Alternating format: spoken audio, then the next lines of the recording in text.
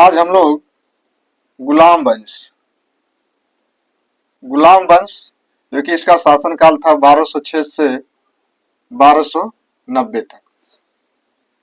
1206 से 1290 तक यह जो कि गुलाम वंशों ने शासन किया आपके दिल्ली सल्तनत पर। ठीक है, तो गुलाम वंश का जो है कि यह आपका चलेगा। इससे पहले हम लोगों ने पढ़ चुके हैं आपका लोधी वंश और मैंने आपको तुगलक वंश, तुगलक वंश, लोधी वंश। अब हम लोग यहाँ आ गए कहा गुलाम वंश। हमने पहले जो कि जो छोटा सा वंश था जो कि उससे खत्म किया। अब हम लोग गुलाम वंश की तरफ आते हैं। दिल्ली सल्तनत पर जो है कि सबसे प्रथम वंश शासन करने वाला था तो गुलाम वंश था। गुलाम वंश, गुलाम वंशों ने कितने वर्षों तक शासन किया है तो इनका शासन काल जो कि समय अवधि आप निकाल सकते हैं 1206 से 1290 तक। ठीक है, 1206 से 1290 तक जो है कि गुलाम वंशों का शासन काल की समय अवधि है।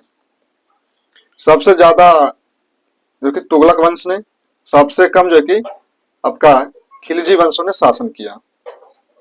दिल्ली सल्तनत पर शासन करने वाले जो कि 5 राजवंश हम लोग पढ़ते हैं। प्रथम जो कि गुलाम वंश, दूसरा आपका खिलजी वंश, तीसरा आपका तुगलक वंश, सैयद वंश, लोधी वंश। जब 1526 तक, 1206 से 1526 तक आपका ये दिल्ली सल्तनत पर जो कि शासन करते थे। ठीक है, और जब आपका बाबर आएगा, पानीपत का प्रथम युद्ध लड़ेगा 21 अप्रैल 1526 तक। 21 अप्रैल 1526 तक जब बाबर आ जाएगा, पानीपत का प्रथम युद्ध जब लड़ेगा तो उसका जो है कि पूर्ण विचार बना लेता है कि नहीं अब जो है कि भारत में ही रहना है।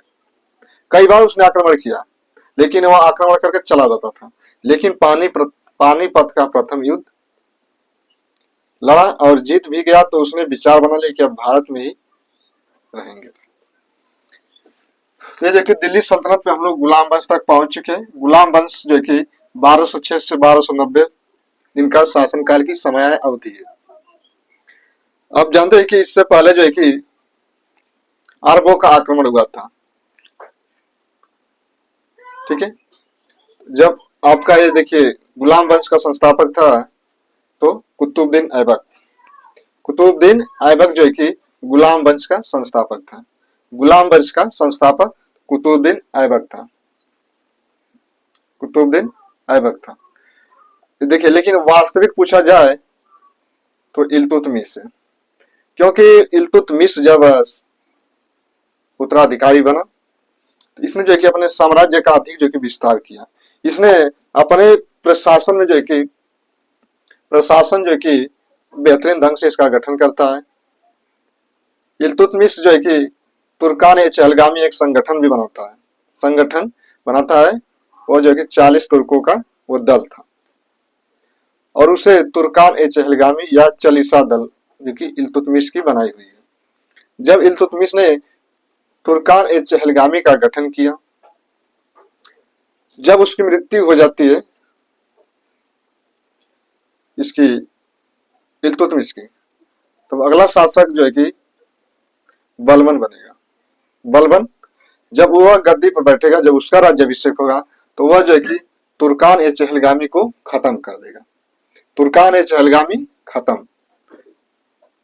ठीक है, तो आ जाइए इधर। तो जब इसकी राजधानी कहाँ थी तो लाहौर, और इसका जो हेडक्वार्टर बनाया गया था आपका इंद्रप्रस्थ जो है कि आपका दिल्ली को कहता है। दिल्ली जो है कि वर्तमान में चल रहा है दिल्ली, लेकिन इसका पहले नाम था इंद्रप्रस्थ। और कुतुबुद्दीन जो है कि ऐबक ही जो है कि गुलाम वंश का क्या है संस्थापक है। गुलाम वंश का संस्थापक कौन है तो ऐबक है।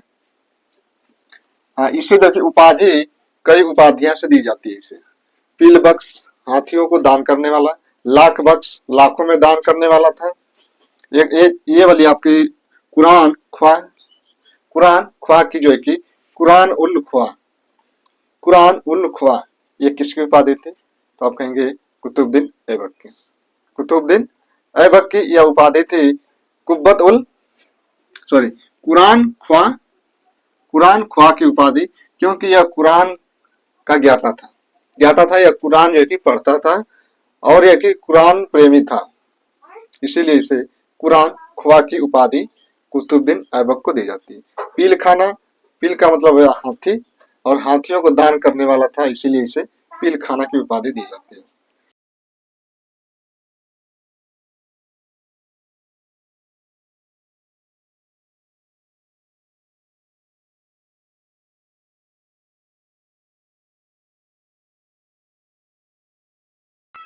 यह जो है कि कुरान ख्वा की उपाधि कुतुबुद्दीन ऐबक की थी। ऐबक जो है कि शॉर्ट नाम में आप कहेंगे तो बेहतरीन होगा, ठीक है, कुतुबुद्दीन ऐबक। और इसका जो है कि प्रथम जो कि वजीर वजीर जो है कि ये प्रधानमंत्री होता था, और इसे जो है कि प्रथम जो है कि वजीर किसे नियुक्त किया तो फकरे मुद्दबिर को। फकरे मुद्दबिर जो है कि इल्तुतमिश का प्रथम वजीर था, और इसका जो कि सेनापति था तो बख्तियार खिलजी। बख्तियार खिलजी जो कि कुतुबुद्दीन ऐबक का सेनापति था, ठीक है, सेनापति था बख्तियार खिलजी। वही बख्तियार खिलजी है जिसने बौद्ध जो विद्यालय है आपका नालंदा नालंदा विश्वविद्यालय नालंदा यूनिवर्सिटी जो है कि उसे ध्वस्त करने का काम किया था तो बख्तियार खिलजी किया था। और जो कि कई महीनों तक जो है कि नालंदा यूनिवर्सिटी जलती रही। नालंदा यूनिवर्सिटी जलती रही, जलने का कारण क्या था? पहले की जो ग्रंथ जो बुक लिखी जाती थी वह आज के समय की पन्ने पर नहीं लिखे जाते थे। पहले जो कि पेड़ों के छालों पर लिखे जाते थे, जो भी ग्रंथ लिखी जाती थी पेड़ के छाल पर उसे लिखा जाता था, और उसको जो है कि बहुत सी आपकी ग्रंथ थी नालंदा यूनिवर्सिटी में।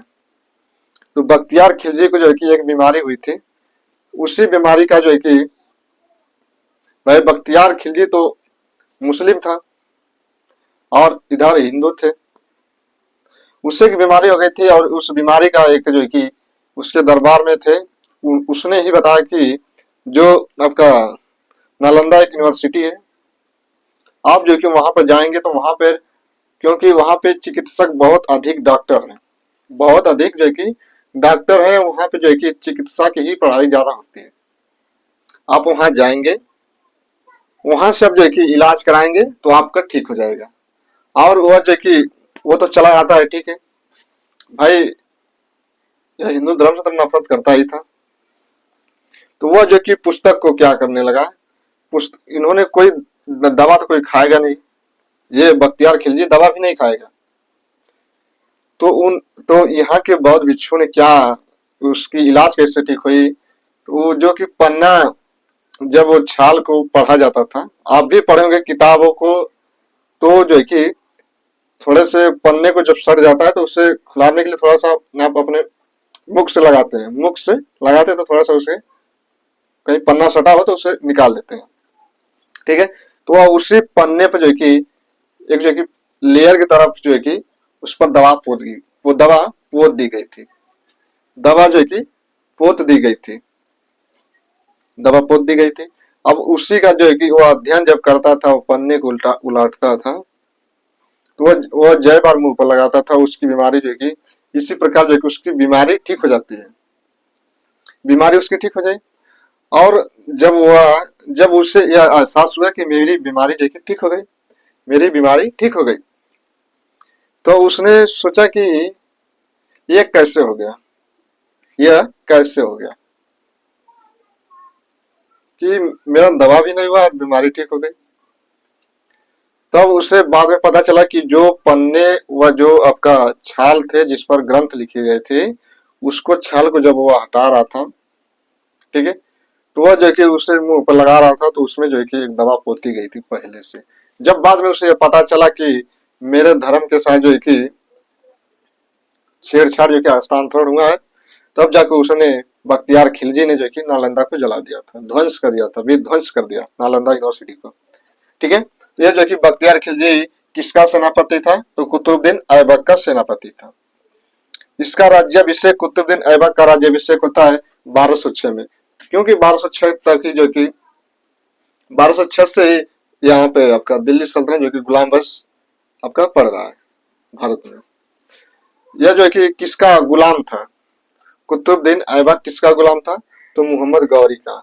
वही मोहम्मद गौरी जिसने गुजरात का जो आपकी सोमनाथ मंदिर है 17 बार जो है कि आक्रमण करता है, 17 बार आक्रमण करता है, और वह जो कि उसे जो कि लूट कर लेकर चला गया खजाना।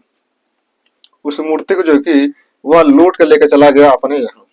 मोहम्मद गौरी, मोहम्मद गौरी का ही सुल्तान था कुतुबुद्दीन ऐबक।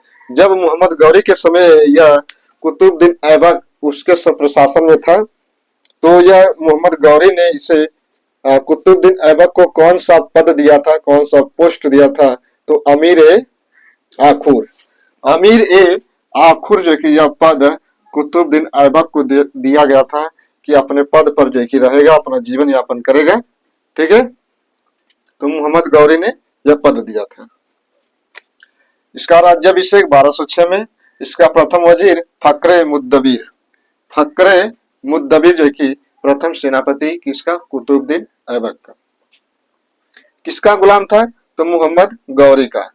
ये मोहम्मद गौरी ऐबक को कौन सा पद दिया था, तो अमीर ए आखुर। और सेनापति कुतुबुद्दीन ऐबक का तो बख्तियार खिलजी। राज्याभिषेक जून 1206 में। इसकी स्थापत्य कला देखिए कुतुबुद्दीन ऐबक की। इसने क्या क्या बनवाया था अपने शासनकाल में। इसने कुतुब मीनार, कुतुब मीनार की जो है कि इसने नींव डाली। कुतुब मीनार की नींव डाली किसने, कुतुबुद्दीन ऐबक ने। अब कह सकते हैं कि इसके नाम पर ही है कुतुबुद्दीन ऐबक, इसी के नाम पर ही है कुतुबुद्दीन ऐबक कुतुब मीनार। इसने 2.5 दिन का झोपड़ा बनाया था अजमेर के राजस्थान में।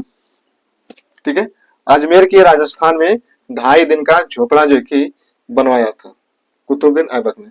अजमेर में यह स्थित है। अच्छा, 2.5 दिन का झोपड़ा जो है कि यह क्या है, तो यह मस्जिद है। एक मस्जिद है, 2.5 दिन का झोपड़ा। ठीक है ना, कुतुब मीनार की नींव डाली, 2.5 दिन का झोपड़ा। और कुब्बत उल इस्लाम जो है कि इसने मस्जिद बनवाया।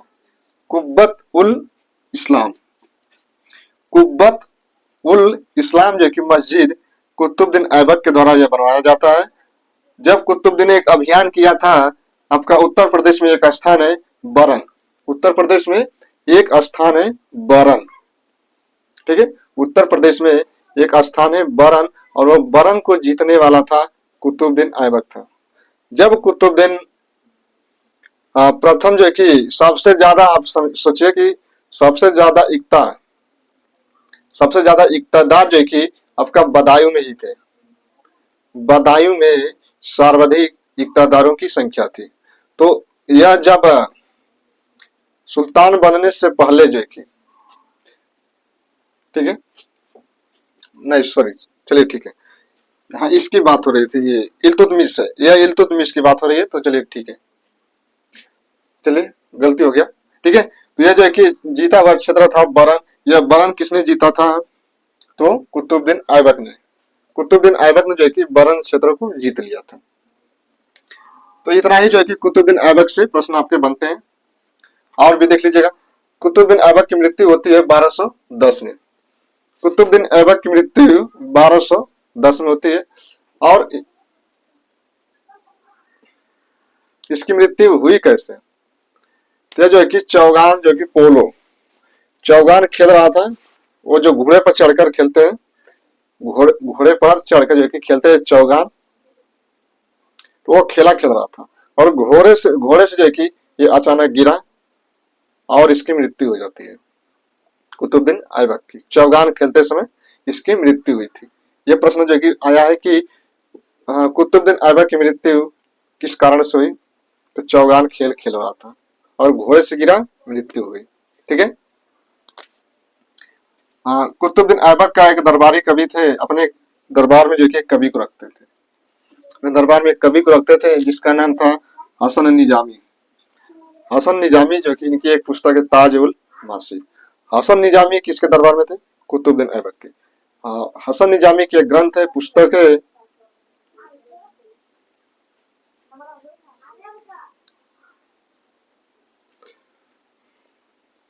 हसन निजामी की एक पुस्तक है ताज उल मासिर। ये कुतुबुद्दीन ऐबक की मृत्यु कब हुई?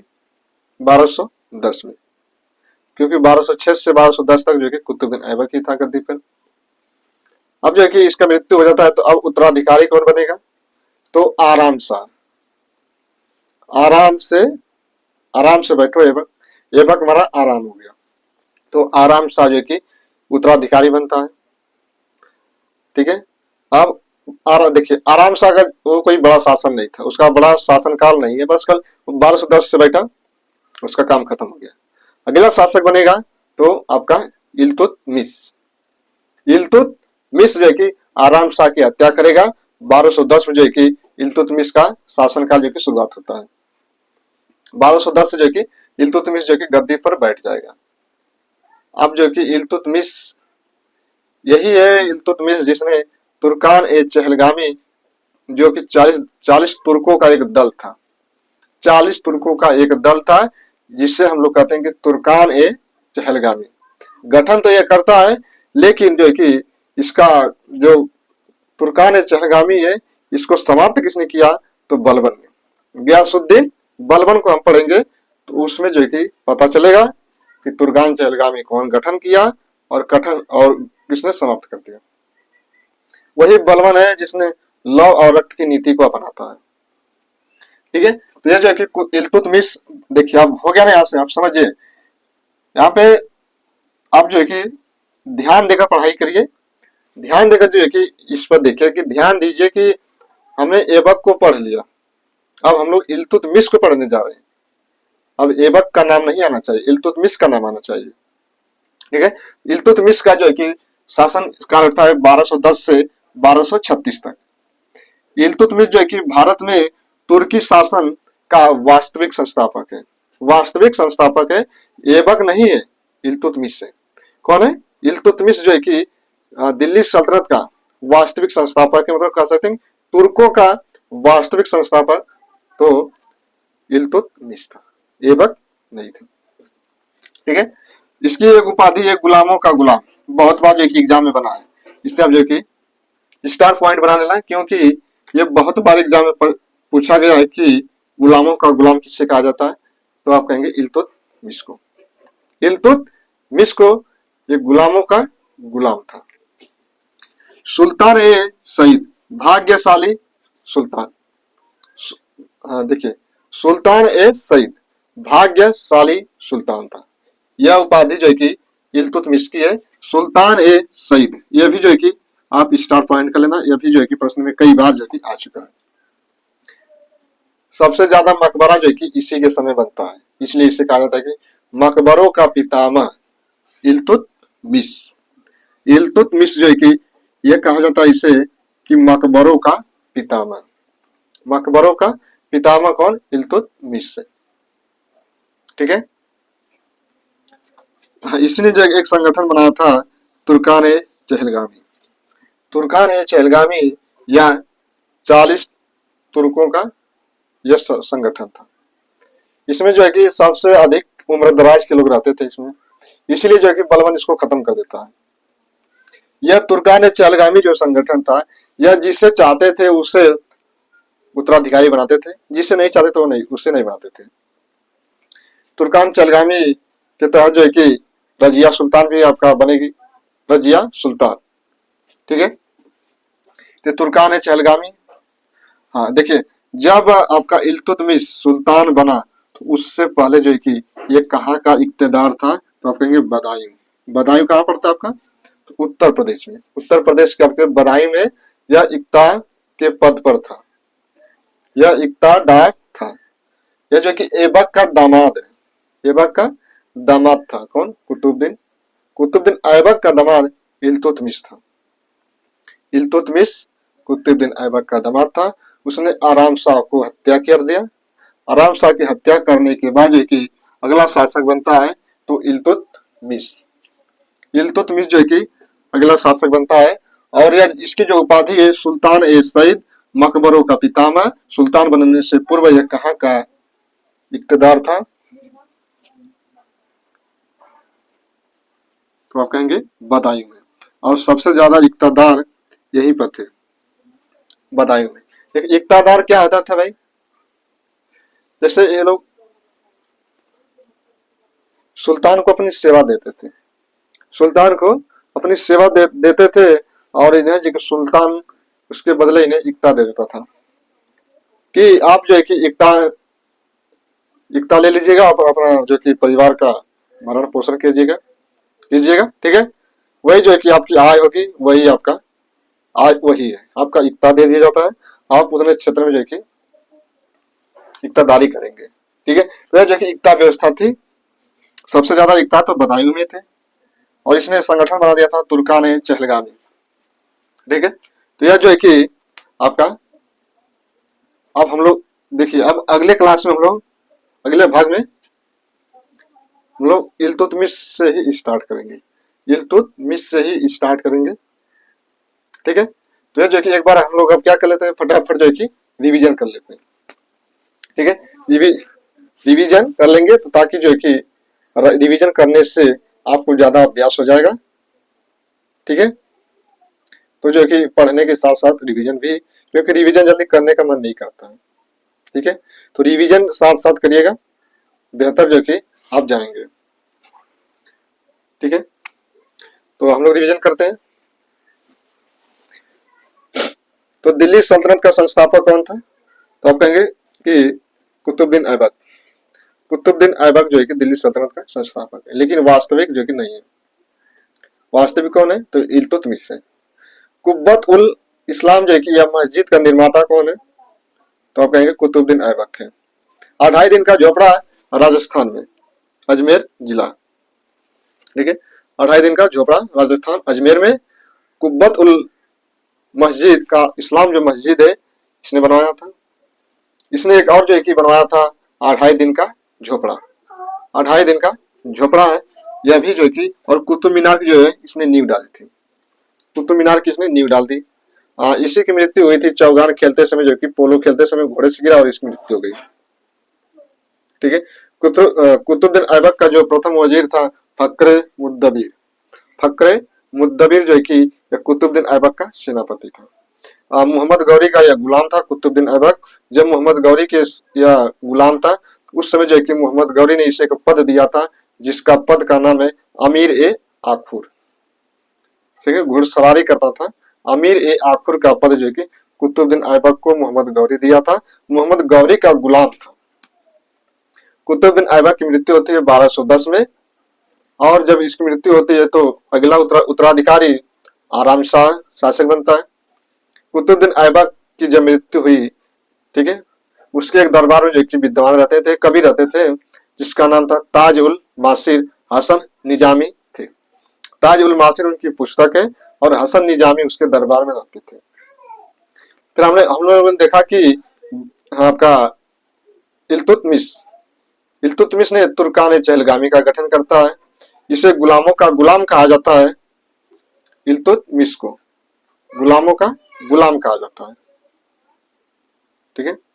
और मकबरों का पितामह, और इसे सईद, यह देखिए आपके सुल्तान ए सईद, भाग्यशाली सुल्तान। यह सुल्तान बनने से पहले जो कि कहाँ का इक्तादार था, तो बदायूं का। सबसे ज्यादा जो कि इक्तादार कहाँ पे थे, तो बदायूं नहीं थे, ठीक है। तो जो कि हम लोगों ने रिवीजन भी कर लिया। इसी तरह जो कि हम लोग लास्ट में पढ़ने के बाद जो कि रिवीजन कर लेते हैं, रिवीजन करेंगे, ठीक है। करना जो कि बहुत जरूरी है, ताकि आप जल्दी भूले ना चीजों को, ठीक है। तो हमेशा जो कि रिवीजन करते रहना, ठीक है। कई बार इसको देख लेना, आपको क्लियर हो जाएगा, ठीक है। लगभग जो है कि सारे डाटा इसमें कलेक्ट किए गए हैं, ठीक है। तो बस इतना ही, ठीक है। तो अब हम लोग मिलेंगे अगली क्लास हमारी जो होगी, ठीक है। अगली क्लास में हम लोग इसी को देखेंगे, किसको, इल्तुतमिश को, इल्तुतमिश को देखेंगे, ठीक। अगली क्लास है आएगी, देख लेंगे। तो आज के लिए इतना है। आप जो कि अपनी स्ट्रेटेजी को थोड़ा सा अपडेट करते रहना, ठीक है। तो इतना है आज के लिए। जय हिंद, जय भारत।